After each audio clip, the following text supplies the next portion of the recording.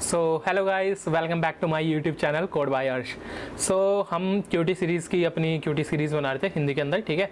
तो अभी तक हमने क्या देखा है कि हम एसक्यूएलाइट से डेटाबेस को कैसे कनेक्ट करते हैं।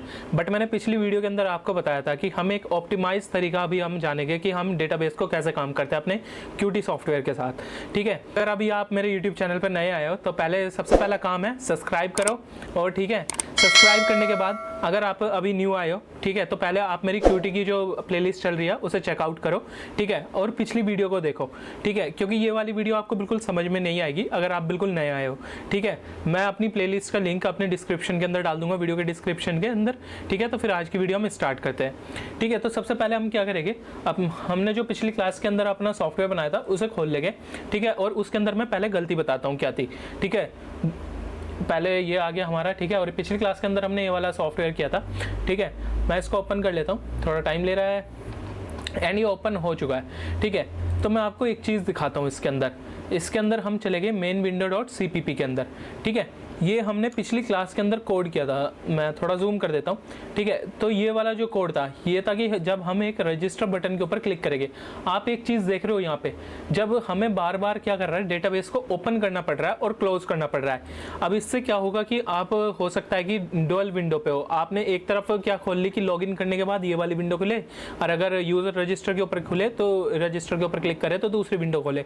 लेकिन दिक्कत क्या है, हमें दोनों क्या करना है, दोनों विंडो पे हमें डेटाबेस को एक्सेस करना है, ठीक है। उस टाइम पे क्या होगा कि अगर हमें लॉगिन वाली विंडो के ऊपर जाना है, ठीक है, तो वहां पे क्या होना चाहिए कि रजिस्टर वाली ने अगर उसे एक्सेस करा है तो पहले डेटाबेस उसे क्लोज करना पड़ेगा, नहीं तो ये रजिस्टर करेगा ही नहीं, डेटाबेस एरर रिटर्न कर देगा, ठीक है, इस तरीके से। तो इस चीज को हम क्या कर सकते हैं, एक चीज से ठीक कर सकते हैं कि हम क्या करेंगे, एक कनेक्शन बनाएंगे, एक सिंगल कनेक्शन बनाएंगे हमारी पूरी एप्लीकेशन के लिए, कि जब तक हमारी एप्लीकेशन ऑन रहेगी एक एप्लीकेशन, तो इससे क्या होगा कि जब एक सिंगल कनेक्शन रहेगा तो कोई भी सॉफ्टवेयर आएगा, अब उसे बार बार डेटाबेस को ये चेक करने की जरूरत नहीं कि मेरा कनेक्शन ओपन है या नहीं है, ठीक है। वो ज़्यादा सीधा आएगा और क्वेरी मारेगा और क्वेरी को डायरेक्ट एग्जीक्यूट कर देगा। तो हम क्या कर रहे हैं, मल्टीपल कनेक्शन क्रिएट नहीं कर रहे। लेकिन आप एक चीज़ यहाँ पे देख रहे हो, ठीक है, जैसे हमने ये रजिस्टर वाले बटन के ऊपर क्लिक करा, यहाँ पे एक तरीके से हमने दो कनेक्शन क्रिएट करे और दो कनेक्शन को बंद भी करे, कि अगर एक बंद नहीं हुआ तो फिर दूसरा नहीं चलेगा, ठीक है। तो इस चीज़ का यही सॉल्यूशन है और ये एक ऑप्टिमाइज तरीका है। तो इसमें सबसे पहले हम क्या करेंगे, एक अपनी क्लास बनाएंगे डेटाबेस मैनेजर, ठीक है, एक डेटाबेस मैनेजर बनाएंगे और साथ में हम एक डेटाबेस स्कीमा नाम की क्लास बनाएंगे। तो क्या होगा कि जैसे हमारा सॉफ्टवेयर ओपन हो तो डेटाबेस स्कीमा के अंदर हम पहले यूजर्स नाम के टेबल का एक स्कीमा डाल देंगे कि पहले हमारा ये टेबल क्रिएट हो जाने चाहिए डेटाबेस के अंदर। इट में भी पॉसिबल कि यूजर का डेटाबेस डिलीट हो गया या कुछ प्रॉब्लम हो गई, तो हम क्या करेंगे, न्यू डेटाबेस ऑटोमेटिकली हमारा क्या करेगा, सिस्टम जनरेट कर देगा और उसके अंदर ये वाला टेबल डाल देगा, ठीक है। तो अभी हम क्या करते हैं, आपको क्या करना है, मैं ये सारी फाइल बंद कर देता हूँ। तो आपको जो मेन फोल्डर है इसके ऊपर जाना है, ठीक है, और यहाँ पर राइट क्लिक करना है और ऐड न्यू के ऊपर क्लिक करना है, ठीक है। आपको यहाँ पे जाना है, ठीक है, और ये C++ और यहाँ से एक हेडर फाइल सेलेक्ट कर लेनी है, ठीक है। यहाँ से C++ हेडर फाइल सेलेक्ट कर लेनी है और चूज़ के ऊपर क्लिक करना है, ठीक है। यहाँ से आपसे बोलेगा कि फाइल नेम डालो, ठीक है, .h उसके साथ, ठीक है। तो मैं यहाँ पे डाल देता हूँ डाटा बेस मैनेजर, ठीक है, मैनेजर, ये स्पेसिफाइल विज .h, ये .h के साथ जाएगी, हमें फाइल नेम, बस फाइल नेम करना है, ठीक है। तो एक बार मैं स्पेलिंग इसकी चेक कर लेता हूँ, DATABSCMANAGER, ठीक है, यही होती है हमारी, ठीक है, डाटाबेस मैनेजर की यही स्पेलिंग होती है, ठीक है। तो स्पेलिंग का हमेशा हमें मतलब ध्यान रखना है। पिछली वाली वीडियो में मतलब स्पेलिंग मिस्टेक्स थी और कितनी सारे हमने एरर्स, वहाँ पे हमारी क्वेरी के अंदर एरर्स आ रहे थे, ठीक है। तो अब मैं क्या करूँगा, नेक्स्ट के ऊपर क्लिक करूँगा एंड यहाँ से हम फिनिश के ऊपर क्लिक कर देंगे, ठीक है, और ये हमारी फाइल्स क्रिएट हो गई विद इन अ सेकेंड, ठीक है। तो आप जो ये देख रहे हो ना, ये हमारी हेडर फाइल का पूरा फॉर्मेट होता है। तो सबसे पहली चीज़ आपको क्या करनी है, पहले हमें हेडर फाइल्स यहाँ पे इंक्लूड करनी है। आपने अगर अपने C++ सीखी होगी तो हम वहाँ पे क्लासेस बनाते थे। क्लासेस के अंदर कौन कौन सी चीज़ होती थी, पब्लिक मेथड होते थे, प्राइवेट मेथड होते थे और प्रोटेक्टेड। तो मोस्टली हम प्राइवेट इस्तेमाल करने वाले और पब्लिक, ठीक है। हमारे जो डेटाबेस का कनेक्शन होगा वो पब्लिक होगा और सबसे बढ़िया ये बात होगी, इस क्लास का एक ही ऑब्जेक्ट बनेगा, मतलब आप इसमें मल्टीपल ऑब्जेक्ट्स नहीं बना सकते, क्योंकि अगर मल्टीपल ऑब्जेक्ट्स बन गए तो हमारे क्या हो जाएंगे, मल्टीपल कनेक्शन बनेंगे, ठीक है। तो हमें उस चीज़ से बचना है, ठीक है। तो उसे कैसे करते हैं मैं बताता हूँ। सबसे पहले आपको कुछ हेडर फाइल्स इंक्लूड कर लेनी है, #include, ठीक है। पहले हम QSQL, मैं इसी पे चला जाता हूँ, एक बार मेन विंडो पे जो हमने पहले करी थी ना ऐड, ये देख सकते हो, इन सारी को मैं एक बार वापस ऐड कर लेता हूँ, ठीक है, ये सारी हमारी वो है। एंड डेटाबेस मैनेजर ये .h हेडर्स फाइल के अंदर आ गया होगा, एक न्यू हेडर फाइल, ठीक है, और इससे कोई भी एसोसिएटेड CPP फाइल नहीं मिलेगी आपको।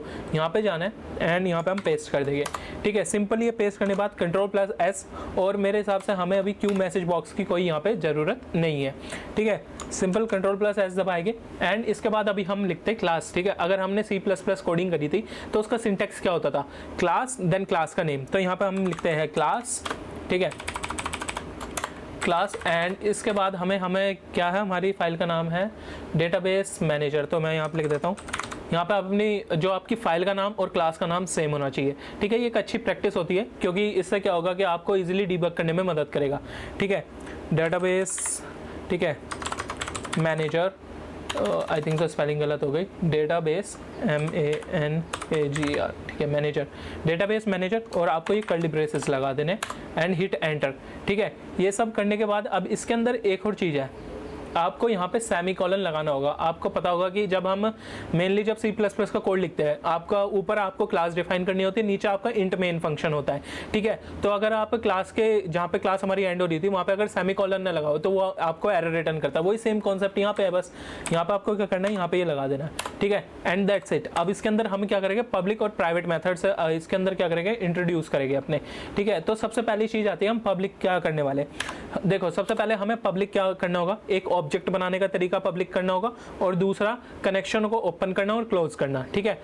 अब इसके अंदर सबसे पहले हम लिखेंगे यहाँ पे पब्लिक, क्योंकि हमें पब्लिक मेथड पहले करना है, और ये कॉलन लगा देना है। एंड इसके बाद अब देखो, आपने एक कीवर्ड सुना होगा स्टैटिक, ठीक है।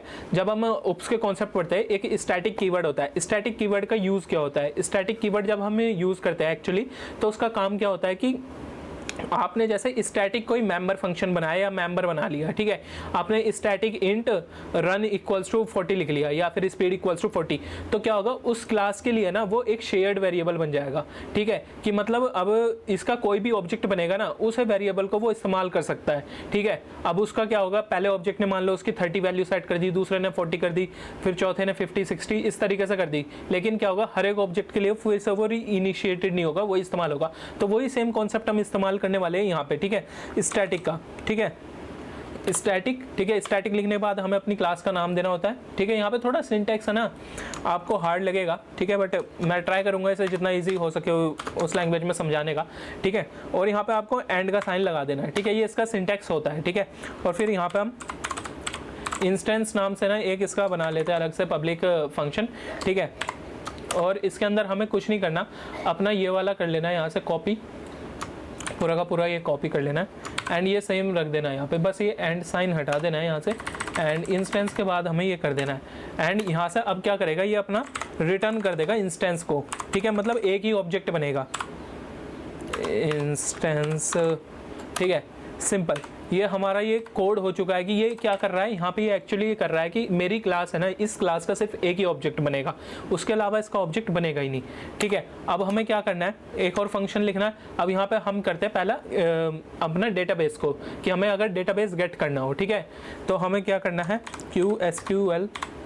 QSQL डेटाबेस, और इसके अंदर हमें एक फंक्शन बना लेते हैं गेट डेटाबेस नाम का, ठीक है, गेट डेटाबेस का फंक्शन बना लेते हैं, ठीक है। और यहाँ पे से कॉन्स्ट कर देंगे, ठीक है, कांस्टेंट बना देंगे, क्योंकि क्या होगा कि हमारा डेटाबेस बार बार वो क्या होगा, अगर हमने उसे कांस्टेंट नहीं करा, हो सकता है कि वो किसी विंडो के अंदर जाके उसे चेंज कर दे, कनेक्शन को चेंज कर दे, या कुछ ऐसी प्रॉब्लम हो या एक्सेप्शन आ जाए यूजर में रन टाइम में कि हमारी डेटाबेस अफेक्ट हो जाए, तो इस वजह से हमें इसे कांस्टेंट बनाना पड़ेगा।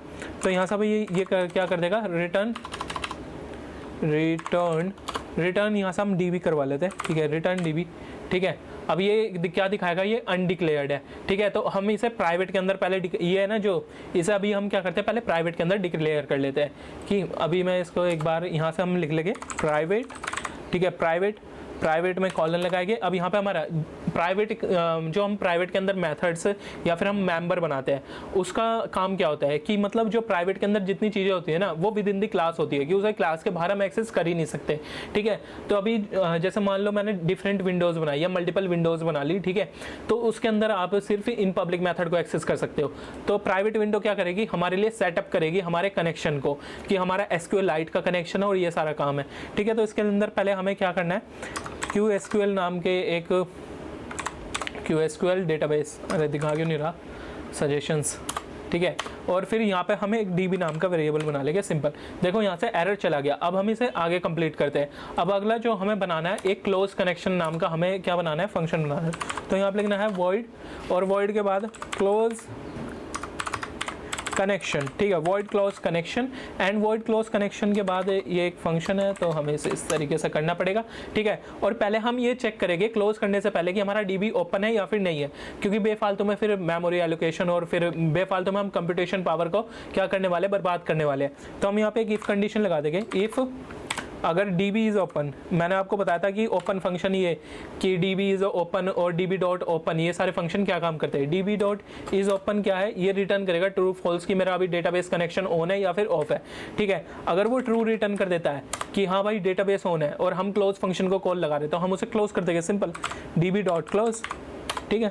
यहाँ से ही हो गया हमारे, ये सारे के सारे क्या हुआ, प्राइवेट मेथड यहाँ से खत्म हो चुके हैं, मतलब सॉरी पब्लिक मेथड खत्म हो चुके हैं।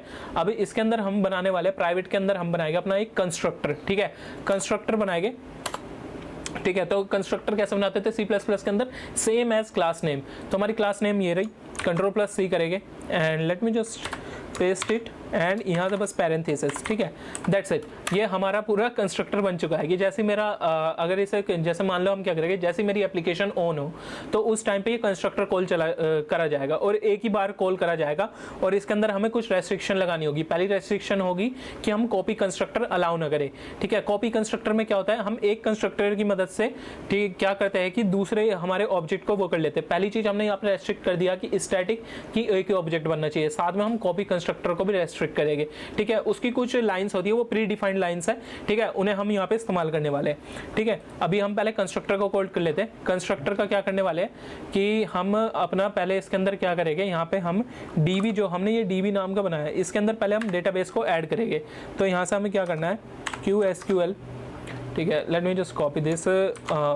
ये सजेशन से नहीं दिखा पाता, ठीक है, क्योंकि वो कभी कभी क्या होता है कि मेरा ना सिस्टम वो एकदम रैम यूसेज उसका बढ़ जाता है, गिर जाता है, ठीक है। तो कुछ प्रॉब्लम चल रही है अभी, मुझे भी नहीं पता।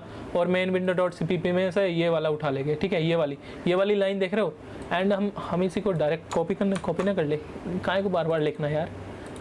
ये वाली कॉपी लाइन करी मैंने और यहाँ चक दी, सिंपल, ठीक है। ये हो गया काम। अब इसके अंदर हमें करना क्या है, ये देखो, ये हमारा काम हो चुका है, मतलब ऐड डेटाबेस हो चुका है, सिंपल, ठीक है। यहाँ पे ये हो गया। अभी हमें क्या करना है, यहाँ पे db सेट करना है, ठीक है, कि हमें डेटाबेस का अपना नाम पास करना पड़ेगा, सेट डेटाबेस नेम, और जो डेटाबेस का नाम होता है वही फाइल का नाम होता है SQLite के अंदर। तो डॉट यहाँ से सेट डेटाबेस नेम, ओ सॉरी क्लोज हो गया, सेट डेटाबेस नेम। और यहाँ पे नाम में हमने पिछली बार क्या पास करा था, आई थिंक सो यूजर्स पास करा था ना, हाँ ये रहा। तो इस बार मैं इसको users.db कर देते हैं। लेट मी जस्ट Ctrl+S, और मैं इसको भी कॉपी कर लेता हूँ यार, हम दो लाइन कॉपी कर रहे हैं, ठीक है। एक बार मैं ये पूरा कॉपी कर लेता हूँ, ठीक है। यहाँ से मैं एक बार इसको एक्सप्लेन भी कर दूंगा आपको, ठीक है। और यहाँ से ये ओके, ये कोड आ चुका है, ठीक है। लेकिन क्यू मैसेज बॉक्स हम इस्तेमाल नहीं करेंगे। जब हम हेडर फाइल्स इस्तेमाल करते हैं मोस्टली, तो वो क्या होती है, सपोर्टिंग फाइल्स होती है, ठीक है। हम उसके अंदर है ना क्यू मैसेज बॉक्स ये सब इस्तेमाल नहीं करती, ये मेन CPP का फाइल होते हैं। तो अभी हम इसके अंदर क्या इस्तेमाल करेंगे, तो हमने ये किस लिए इस्तेमाल करा है, क्यू डिबग, हम कंसोल पे प्रिंट करवाएंगे, ठीक है, कि अगर कुछ एरर आ जाता है या कुछ आ जाता है। तो इफ़ db नॉट ओपन, तो हम क्या करने वाले हैं, यहाँ से एक यहाँ से छोटा क्यू, ये debug, ठीक है, क्यू डिबग, ठीक है। और जैसे सी आउट कमांड होती थी, जस्ट लाइक दैट हम इसका इस्तेमाल करने वाले। एंड यहाँ पे लिख देंगे एरर, यहाँ पे error ERROR, error opening database, simple, ठीक है, डाटाबेस की स्पेलिंग गलत, ठीक है, ये हो गया। और साथ में हमें एरर भी थ्रो करना पड़ेगा कि क्या किस एरर की वजह से हमारा ये ओपन नहीं हो पाया। तो इस चीज़ के लिए ना आपको एक सबसे अच्छा फंक्शन देता है QT लास्ट एरर, ठीक है, कि आप कोई क्वेरी एग्जीक्यूट या कुछ हमारा कोड एग्जीक्यूट हुआ SQL का, एंड लास्ट जो उसका एरर होगा हम उसे लेके आ सकते हैं अपने QT के ऐप के अंदर। तो हमें कुछ नहीं करना, यहाँ पर db डॉट लास्ट एरर ये आ गया। और ये ना एरर कुछ अलग ही फॉर्मेट में आएगा, ठीक है, ये इसका डिफरेंट एरर फॉर्मेट होता है, तो उसे आपको टेक्स्ट में भी लेके आना पड़ेगा, डॉट टेक्स्ट, कि हमें उसमें से सिर्फ टेक्स्ट वाला पार्ट निकाल के दे दो, ठीक है, दैट्स इट, ये हो गया। एंड एल्स हम यहाँ पे प्रिंट करवा लेंगे कि हमारा डेटाबेस कनेक्ट हो चुका है, ठीक है। तो यहाँ से ये वाला मैं कॉपी कर लेता हूँ कोड, ये 2 मिनट ठीक है। और हाँ ठीक है, तो ये यहाँ पे हो गया। तो अभी हम क्या करते हैं, यहाँ पे लिख देते हैं डेटाबेस, यहाँ पे लिख देंगे हम डेटाबेस कनेक्टेड, डेटाबेस कनेक्टेड, ठीक है, सिंपल। ये हमारा इसका काम हो चुका है। अभी भी मैंने एक चीज़ बोली थी कि हमें कॉपी कंस्ट्रक्टर को अलाउ नहीं करना, और साथ में जो असाइनमेंट ऑपरेटर होता है कि इज इक्वल्स टू, हम लिखते हैं ना कि इसका कंस्ट्रक्टर इसमें जाएगा और इसकी वैल्यू सेट कर लेगा, ठीक है। तो इस तरीके से जो, अगर आपने कॉपी कंस्ट्रक्टर के बारे में जानते नहीं हो तो सिंपल C++ में आपको सर्च करना है कॉपी कंस्ट्रक्टर, उसका कोड देख के आपको समझ में आ जाएगा, ठीक है। मैं एक बार दिखा भी देता हूँ, एक बार को वाईफाई से कनेक्ट कर लेता हूँ, क्योंकि कॉपी कंस्ट्रक्टर का कोड लिखेंगे तो थोड़ा टाइम लग जाएगा, ठीक है। वीडियो में ट्राई कर रहा हूँ शॉर्ट बनाने का, बट हो नहीं पाती क्योंकि मैं एक्सप्लेन करता हूँ थोड़ा ट्राई, मतलब कि सिंपल वे में थोड़ा ट्राई करूँ कि एक्सप्लेन हो जाए। तो ठीक है, मैं एक बार लिख लेता हूँ कॉपी कंस्ट्रक्टर इन C++, ठीक है।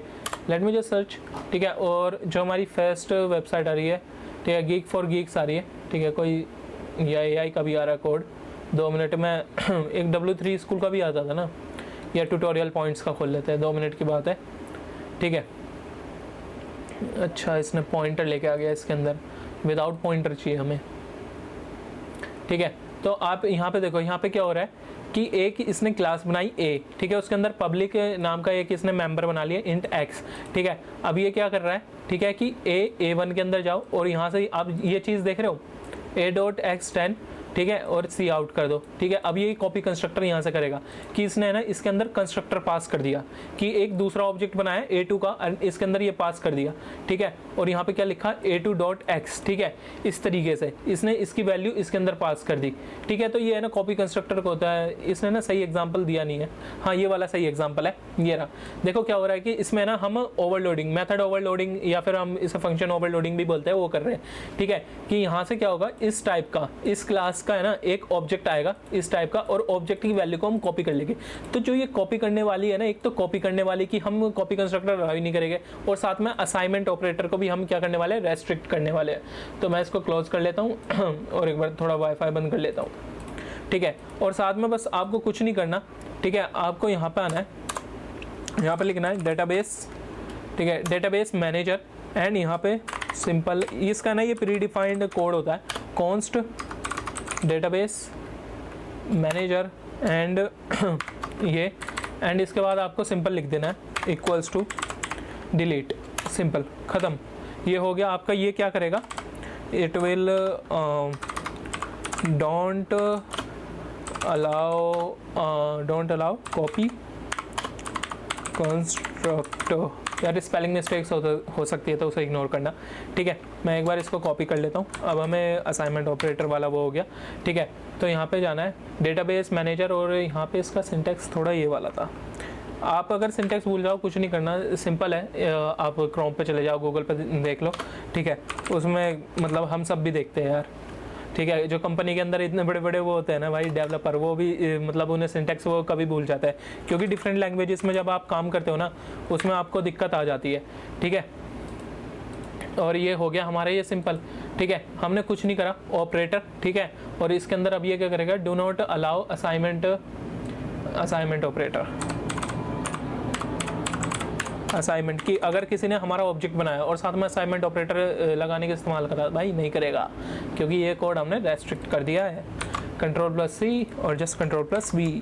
अब बस सिंपल ये हमारा पूरा कोड हो चुका है, ठीक है। अब हमें डेटाबेस स्कीमा का बनाना है, तो हमें राइट क्लिक करना है, सेम मेन फोल्डर के ऊपर राइट क्लिक करना है, ऐड न्यू करना है, एंड एक हेडर फाइल इंक्लूड कर लेनी है, सिंपल। चूज़ के ऊपर क्लिक करेंगे, एंड यहाँ पे हम फाइल का नाम क्या दे, ठीक है। फाइल का नाम हमें कुछ लॉजिकल फाइल के नाम रखने, इसका नाम हम देंगे डेटाबेस स्कीमा, ठीक है।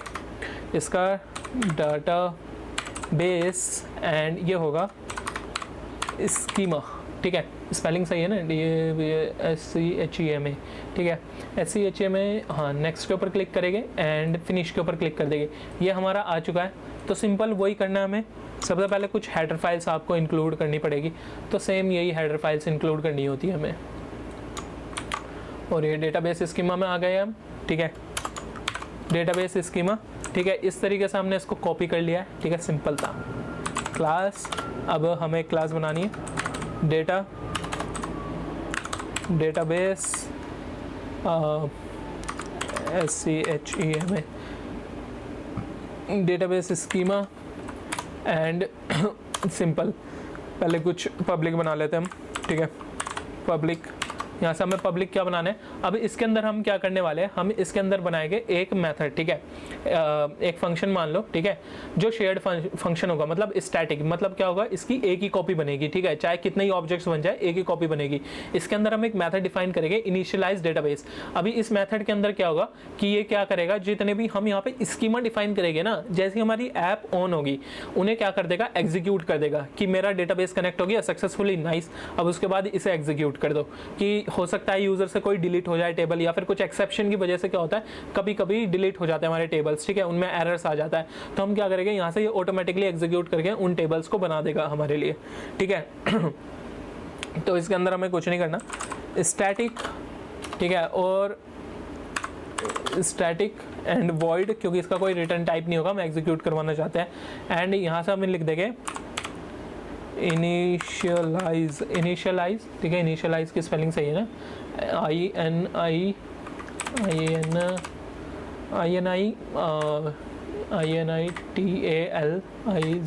ठीक है। इनिशियलाइज डेटाबेस नाम का हम एक मेथड डिफाइन कर लेते हैं, डेटाबेस, ठीक है, ठीक है। ये हमने मेथड बना लिया। अब इसके अंदर अगर हमें कोई क्वेरी एग्जीक्यूट करनी होती है तो हमें SQL क्वेरी का इस्तेमाल करना पड़ता है। तो यहाँ पे हम क्या करेंगे, QSQL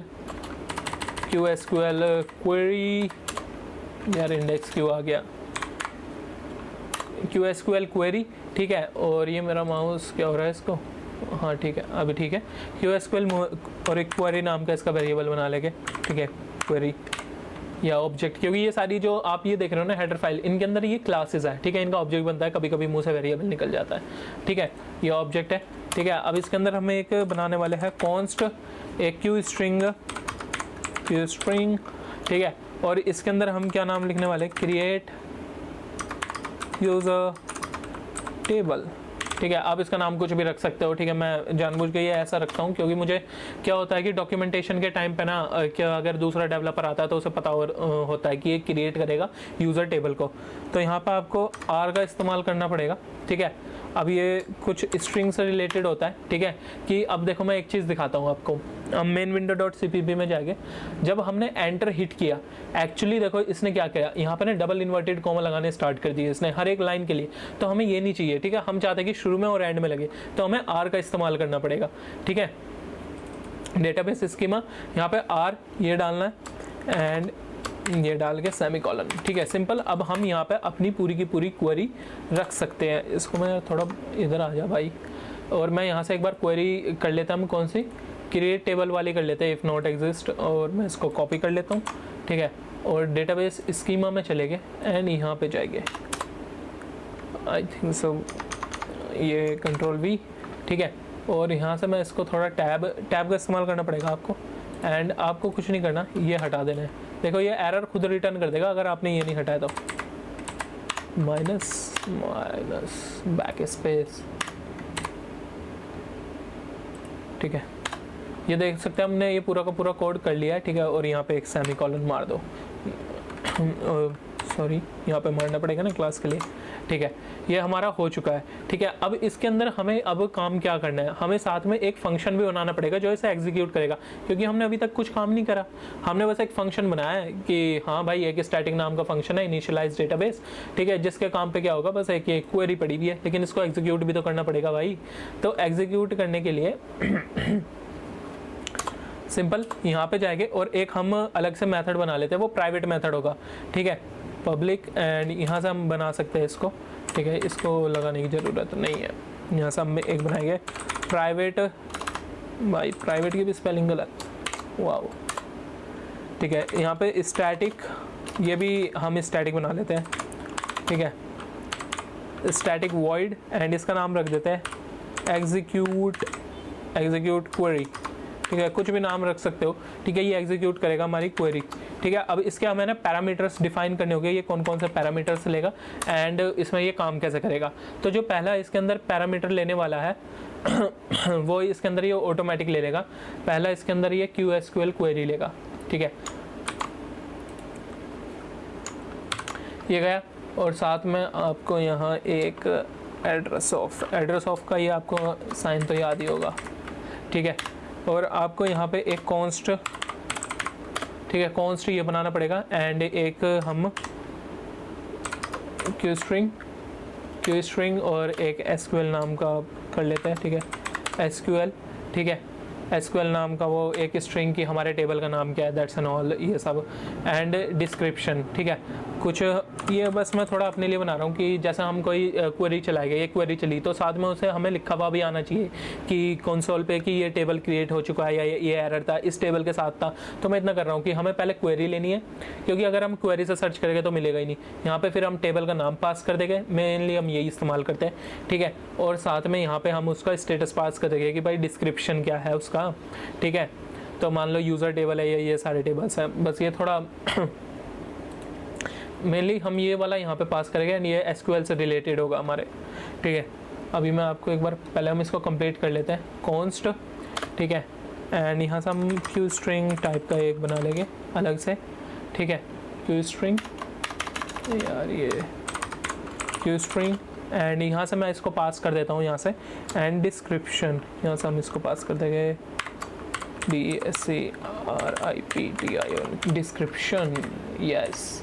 ये अनयूज्ड पैरामीटर्स दिखा रहा है हमें, ठीक है। तो अभी हम इसका इस्तेमाल करने वाले हैं। अब हम यहाँ पे चेक करेंगे कि हमारी क्वेरी एग्जीक्यूट हुई है या फिर नहीं है। अगर एग्जीक्यूट हो गई है तो पहले हम फॉल्स के लिए कंडीशन लिख लेंगे कि अगर फॉल्स आया तो फिर हमें क्या करना है, ठीक है, query.exe एग्जीक्यूट, ठीक है, सिंपल। यहाँ पे ये इसका अलग बनाएंगे एंड यहाँ से हम ये कर लेंगे, पिछला वाला था ना, यहाँ से हम डीबग वाला कॉपी कर लेते हैं यार, ये वाला क्यू डीबग, इसको चेंज करेंगे एक्चुअली, ठीक है। और यहाँ से लागे यहाँ पे टेस्ट, ठीक है। अब इसके अंदर हम क्या लिखने वाले हैं, फेल टू क्रिएट, सिंपल, यहाँ पे लिख दो failed, FAILED, failed to create. और यहाँ पे हमारा क्या होगा, यहाँ पे हमें फिर डिस्क्रिप्शन दिखाना है कि हमारे उसका नाम क्या है, ये रहा डिस्क्रिप्शन, ठीक है, ठीक है। डिस्क्रिप्शन के अंदर हम क्या पास करने वाले, ये वाला पास करने वाले, और साथ में हम क्वेरी की हम लास्ट वो दिखा देंगे। तो जो हमारा क्वेरी है यहाँ पे डेटाबेस का एरर नहीं चाहिए, हमें क्वेरी का एरर चाहिए। तो बस सिंपल ये हो चुका है एंड बस हमें अब यहाँ पे एल्स पार्ट लिखना है, एल्स, यार एल्स कुछ गलत कर दिया था मैंने, सॉरी। तो सिंपल हम यहाँ से बस एक क्यू डीबग कॉपी कर लेंगे यहाँ से एंड दैट्स इट, हमने पास कर लिया। और यहाँ से हमें क्या लिख देंगे, यहाँ पे बस डिस्क्रिप्शन फेल टू क्रिएट की जगह क्रिएटेड लिख देते हैं, इनफ होगा, क्रिएटेड, ठीक है। और डिस्क्रिप्शन, और यहाँ पे या फिर ये पास हो जाएगा। हो सकता है कि ये बार बार क्वेरी चले, उसे पता लगा कि ये क्रिएट, मान लो कि क्या होगा कि बार बार ये फाइल चलेगी, तो ये टेबल बन चुका है, ये फिर से चलेगी, तो फिर क्या होगा कि हमें अलग से एक और मैसेज दिखा देंगे। हो सकता है वो पहले से ही क्रिएटेड हो, तो उसे बार बार क्रिएट ही नहीं करेगा SQL। तो यहाँ पर लिख देंगे क्रिएटेड और ऑलरेडी, ठीक है।